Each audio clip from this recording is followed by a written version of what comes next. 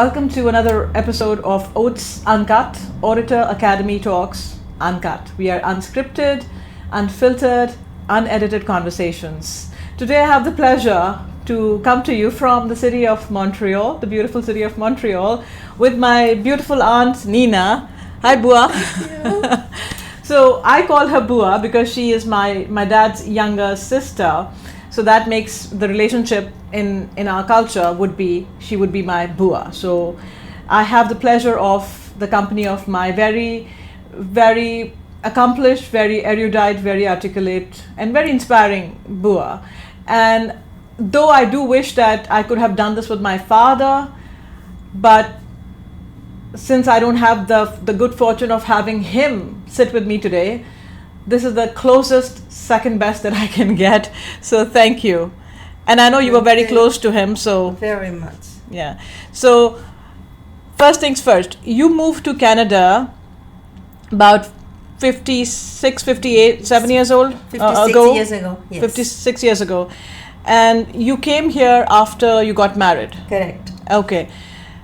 You had your degrees from India, right, and then you moved to this country, and what fascinates me about your journey is that you actually retired after over 4 decades of work as a teacher, and you taught right. English language. Yes. And in today's time and age, people struggle with ESL, English as second language, but it was your second language too. Then how did you teach it? Actually, it was my third language. It was your third language. So tell me about the other languages. Like at home we spoke Punjabi, and outside in school and everywhere mostly Hindi and English. I studied because I was interested in, and I did my bachelor's and the education. I specialized in teaching of English, and also I was doing my master's when I got married, and unfortunately I couldn't finish it. But so you were doing your master's in English literature? English literature. How cool is that? That's pretty awesome. And then I did my bachelor's in English literature too. So that's fascinating. So one thing that I have had people ask me all the time, Bua, is how do you speak such good English? You're coming from another country. How do you speak such good English? There is an anecdote for that. When I landed in Newfoundland, and my husband's boss, they invited us for dinner. And when I was speaking, and they said, I had just landed just a day earlier, and they said, how come you speak English so well? Where did you learn? I said, at home, university, education, studying, But one thing I have to mention, English, I started learning in grade 7 there. Is it? So late. How come? I thought we had it from kindergarten. No, we didn't. Yes, I learned a little bit because I went to Montessori school. Because my birth was after the cut date, and before the cut, I could not be admitted in school regular, okay. And I was carrying on a lot of fuss and all that. So my parents put me in a Montessori. That's where I learned my ABC. Yeah. So interesting. Now, I tell people also the fact that India is a land of multiple languages, so English is actually the common language. Correct. More people connect with each other through the language of English. That doesn't mean that we don't have to have good, strong maternal mother languages. Of course. So I do feel at this stage, having lived half my life in India and half my life in the US, that I laugh about it, that I don't speak any good language anymore, because it's all, my Hindi is English and my English is English also. And then I'm struggling to also pick up a little bit of Punjabi, which is the mother tongue. So but you know what? That's what keeps us growing, I think. Correct. Right? You're always learning something new. Opens our horizons. You've had health setbacks as well, and you've come out of it pretty strong. What kept you going? How do you think it was your internal strength and fortitude, or was it just the modern medicine? How did you come through such massive setbacks? I don't think it's the modern medicine. It was more like the way I was brought up. My mother's side, my grandfather being a doctor, his older brother being a surgeon, and not only that, they also, both of them went to the place in India, Gurukul Kangri, where they studied Ayurvedas, and they also use herbs. My mother was very good, and I saw her what she would do. And sorry to interrupt. Herbs, herbs for the American audience. I know. Yeah, for the American. Yeah. So yes, going back, you believe in herbal medicines, you said, and Ayurveda. So did you do half and half? You did the modern medicine plus self-treatment. How did you get? And you had severe cancer. Oh yeah, about 10, 11 years ago, I was diagnosed with lymphoma, and I was going in emergency, and they sending me back with painkillers, and it metastasized, and I had metastatic bone cancer, where there was no bone marrow at all, and I had to go through full chemos, 8 chemos, and I went through a lot, but I think it's just because I was putting my foot down when the doctors, after chemo, when they wanted me for nausea medicine, I said no. I used fennel and I used lemon water for drinking, and it kept the nausea at bay. And when for the painkillers, I was taking fentanyl patch, and I told my oncologist I didn't want to continue. He could not believe. He was shocked that why would you tolerate pain and not take it. I said for 2 reasons. One, I was losing memory. I knew what I wanted to say, but it wouldn't come to my tongue.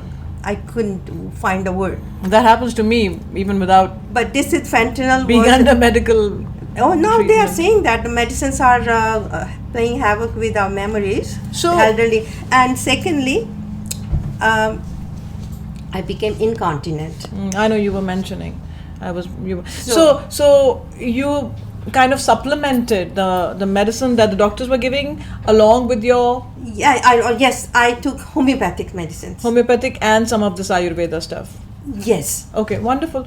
So you figure out something that works for you, and again, it's not that we are trying to kind of promote the fact that one should not rely on medication.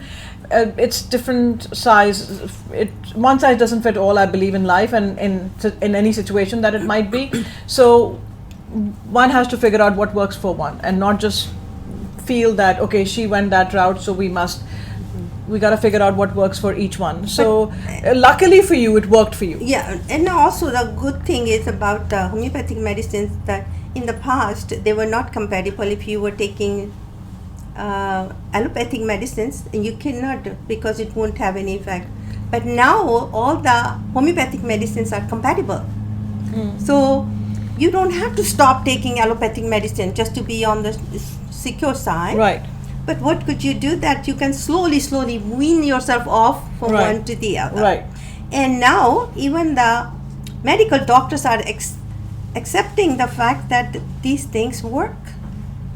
Wonderful. So it's yes, I have nothing against the allopathic because this is fantastic for the diagnostic purposes. But medicine can't heal you. Pills can't heal you. Body only can heal with the help of all these medical professionals. So we have to work in collaboration. With them. I It's think not one better than the other. that is a They're very important complementary statement. to each other. That's very important statement, and it's also the mindset. Oh yes. It's also the mindset. Yes. You know, if you want to get better.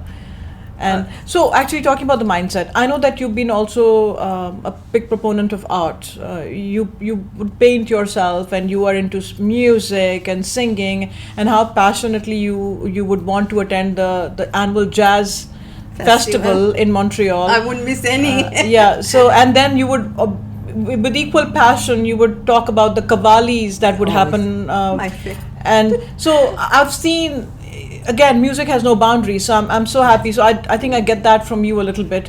But do you think, or what role does music and art play in your life? For me, for music, I think it is the language of the heart. It is.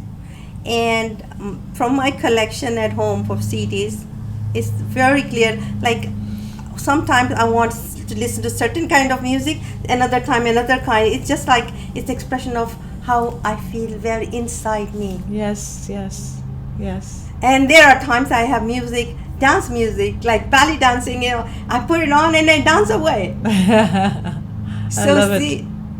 It's an art. Art is the expression Expression, of your deeper self. Yes. And especially, I had very bad, unfortunate, tragic time of my life in the 90s. And I went for art therapy. You did. And when I go back and look at my file, the pictures we were asked to make, I see the progression, how I came out of it. The whole thing, it even now gives me goosebumps because it changed my whole thinking. It is. I don't paint. I sing. So I love that part of. You're so good. It's my therapy and self-care, but I work a lot with young children for the communication and public speaking part of their lives. And this little third grader in my life, I think I told you yesterday, I was just doing this random, going across the room and saying, okay, think about what do you want to be when you're older and why. You must support your answer with a statement and some rationale. So this little third grader, 8 or 9 years old, she had a very thoughtful expression on her face. So, but again, you don't know what to expect. There's sometimes amazing deep stuff that comes out of these young kids. So she thought for a second and then she looks at me and she says, I want to be an artist when I'm older, because in art, you are always right. Art can never be wrong. Art is art. How beautiful. I just could not get over it. That, so she, in that one statement, covered multiple issues. One, that fear of judgment. In art, you can never be wrong. Art is beautiful. Art is always right. Yeah. So that need to showcase yourself as you are, to bring out the authentic self through your art. So that, the profundity of these young minds is really so impressive if you just listen to them a little bit. Oh, yes. And I'm so grateful. People ask me, why do you like to work with young children and why not the professionals?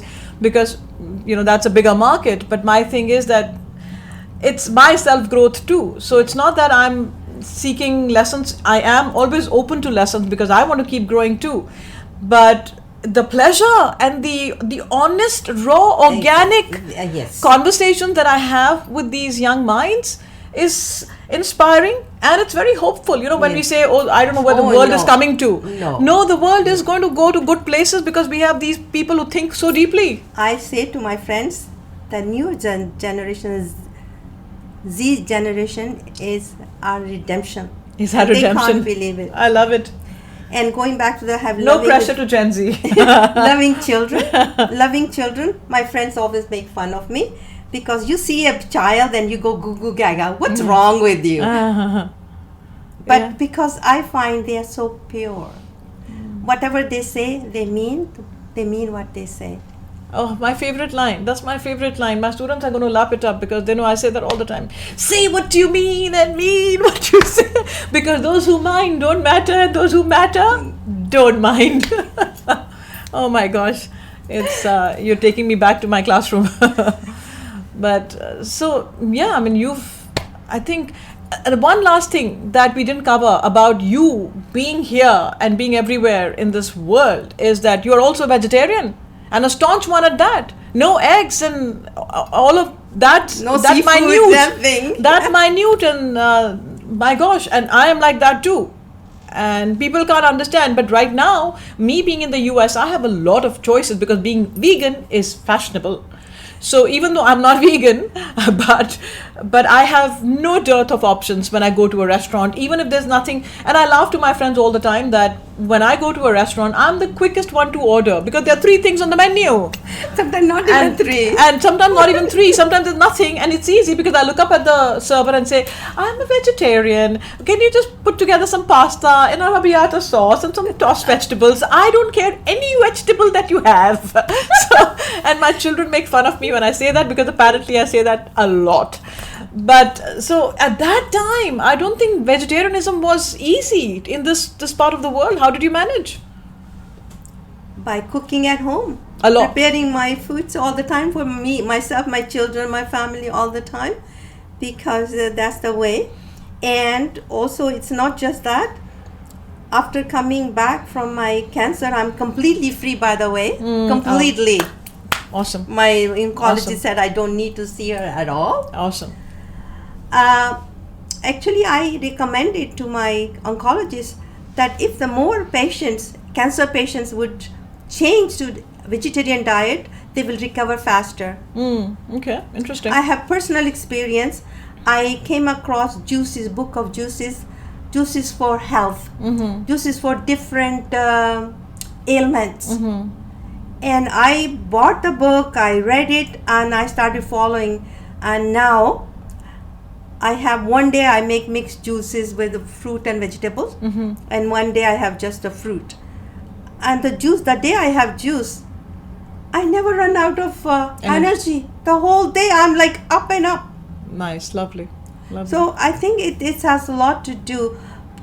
I mean, I do spoil myself sometimes. Like I will have that food I'm not supposed to, like the fried food, and okay. Yes, I splurge on that, but once in a while, that's not my go-to Everyday thing. diet, yeah. So that's what. So it's okay to cheat on Once in a while, sure. good food and have some. That's why nobody can believe that I don't give up on anything. I eat everything, all vegetables, anything, but I know when to sort of just, sometimes I satisfy my taste buds. The curry chawal was delicious yesterday. Oh, thank you. People who know Indian food will know the Punjabi curry. It's one of my favorite dishes. It's brilliant, and yours was quite amazing. So I guess that I still can't do it the way you do it, but this has been amazing. If there's anything that I have not covered that you'd like to share, please let me know right now. I think for the time being, You've covered everything. Because we can keep on and on. This can be a rather long conversation. My life is full of, there were never a dull moment. So, So basically, I guess the lesson here that I get is that just keep growing one step in front of the other, and without looking back only to see how far you've come, and otherwise focus forward. This has been an inspiring journey, and you look fabulous, and I'm so glad that I still have you to talk to, and through you I see my father. Thank you. And we shall see you soon again. And I see your father through you too, and your brother. Thank you, Bua. Love you so much. Me too. And we shall follow you in Spain if you move, when you move. And Montreal's been lucky to have you. This is OATS Uncut. We brought you into our personal space today with my aunt, my Bua, Nina Bua. Hope you enjoyed this conversation. This is all we need to be. Just talk. Because so much good stuff, so many lessons and so many inspirations come out of it. So keep it raw, keep it organic, keep it honest. Orator Academy Talks, Uncut signing off. Take care. Bye.